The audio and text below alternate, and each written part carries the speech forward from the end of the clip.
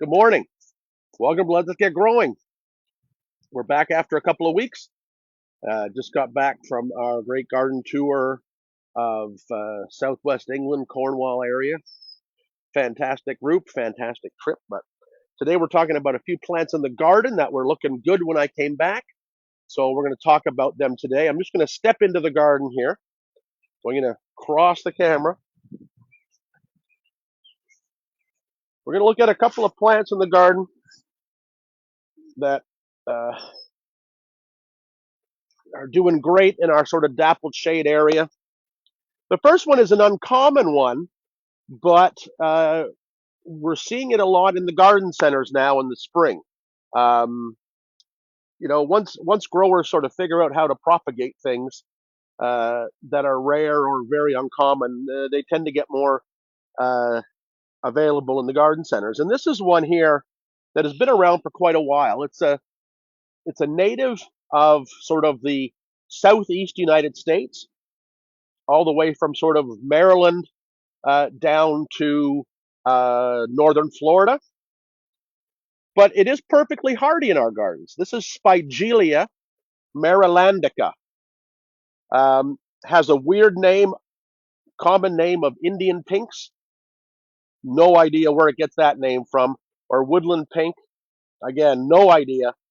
There's no pink in the flower at all. What you get with Spigelia is a wonderful, relatively slow growing, clump forming perennial for sort of average to moist soils in dappled shade. Um, Perfectly hardy here. We struggle with it a bit in our garden because of the summer dryness of our soil. But if you have an area that doesn't dry out, sort of is damp in the summer even, Spigelia is an ideal plant. The beauty of it is you can see it here. It's mixed with ferns and rodgersias and things like that. Really good, tough plant.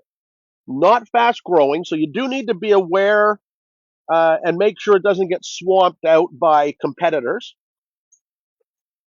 But you get these beautiful bright red trumpet-shaped flowers that flare out with a yellow center. Is a great hummingbird plant. Height-wise, sort of 1 to 2.5 feet or so in range. Um, Dappled shade is great. If you have constantly moist soil, you do need to have it. Uh, you can put it in full sun, and it will tolerate that very well. It's a slow growing plant, so I sort of make it akin to um, the speed like of Eastern Blue Stars, Baptisia, things like that, where you get it in the ground. It's going to be kind of small for a season or two. Then it's going to bulk up nicely and be a permanent fixture. So it's one of those plants you think, get it planted where you want it, get a group of them planted, and then you'll never have to dig and split or do anything difficult with them again. So Spigelia marilandica. There are cultivars available. Um, there is one called in the Proven Winners line of perennials. There's one called Raging Cajun, but that's just the species. So don't be sort of swayed by that. That's just a name they've put on the species. The most common one available is one called Little Redhead. It's a compact form. This actually might be Little Redhead. I'd have to dig around and see if I can find the tag. It's a more compact form, heavily flowering. They do bloom for a long time. These have been in bloom for at least, I don't know, probably almost 2 to 3 weeks and still have a bunch of flowers left to come. So you get about 4 to 6 weeks of bloom from these through late spring through early summer. Look for the cultivars if you want a more compact plant, or just look for the straight species. Whatever you find, they'll be a great addition to the semi-shade garden. Now, another one, and happens to be right beside it. I don't know, Derek, you may need to just turn that camera a little bit. It's pretty bright over here, but I can actually show you right here. Another great plant for the shade garden is the Japanese painted fern. By far one of my favorite plants for our shade garden has been the Ethereum nipponicum pictum. That's a Japanese painted fern, and all of its relatives. Anywhere you find the Ethereums or the lady ferns, they are great in the shade garden and actually doing quite well and have done very well for us over the years, even in fairly dry shade. This patch has been in the garden here for well over 20 years, probably 25 years. Um, it does suffer if you get really, really dry, but the one beauty of the Japanese painted fern over some other fern varieties is that it keeps producing fronds all season long. So even if I were to come in here and cut this all right down to the ground, it would spring up with a whole new crop of fronds and just keep growing. So it continues to look good all season long. You know, different than like your ostrich ferns and things like that that produce basically one big mass of fronds for the year and then start to deteriorate later in the summer.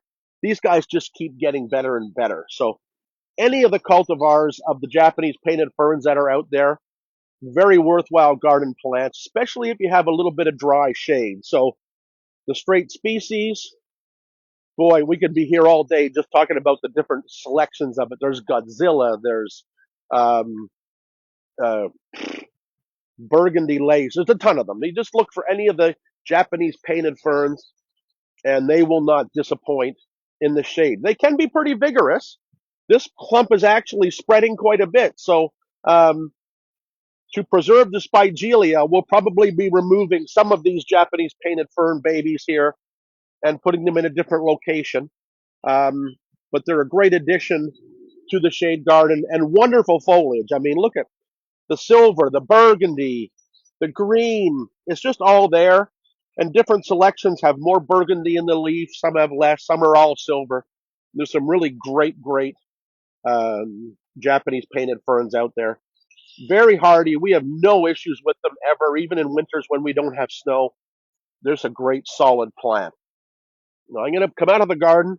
I'm going to move up the pathway a little bit. Derek's going to lift the camera up and try to not jiggle it too much. We're going to move on and look at one more plant in the garden today.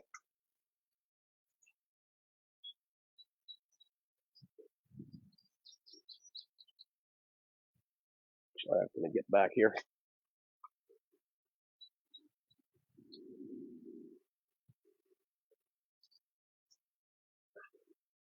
So the other plant we're going to look at today is one that we really shouldn't be growing in our garden because of the dryness. But I have a little bit of a made up environment here so I can grow it. This is Iris ansata variegata, or the variegated Japanese iris. Japanese iris are magnificent. You can get, this is pretty typical of the flower.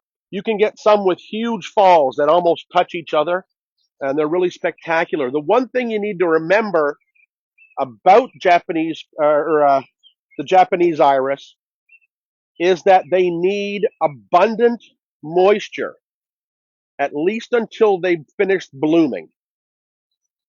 They can take it a bit drier later in the season, but until they're blooming, they need to be wet. So what I did a few years ago is when I extended the pond, I took one area, made it about 8 inches deep, so that when the pond is at its sort of highest level, this area gets submerged. We're growing candelabra primulas in here. We have a few different water iris.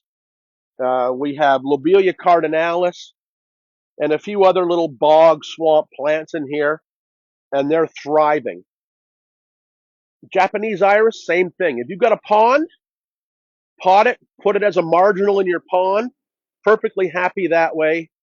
And this stays in this mucky, wet soil all year round, freezes solid in there, does really, really well. So we couldn't grow this in other parts of our garden, but where we've got the bog situation, it's a fantastic plant. Spectacular flowers, available in a wide range of shades of blues and whites and pinks. The variegated one has that silvery foliage with a nice white edge on it. gives you a little bit of interest after the plant's finished. So Japanese iris, Japanese painted fern, and the Southwest U.S. native Spigelia marilandica, 3 great plants to add into your garden. We got any questions today, Derek? Yes. We have a question. When is the best time to move? Painted ferns, anytime. The beauty is, like I said, is I could go in and lift those babies that are sort of creeping out from the main clump. I wouldn't do it today. It's going to be 30 degrees, but you can really do it anytime because you can cut them back, cut the fronds back, and they're going to grow more anytime. Do it in the spring is easiest as they're just emerging, but if you have to do it later on, do it later on. Any other questions? All right, we're going to wrap it up there. It's going to be a hot, hot day.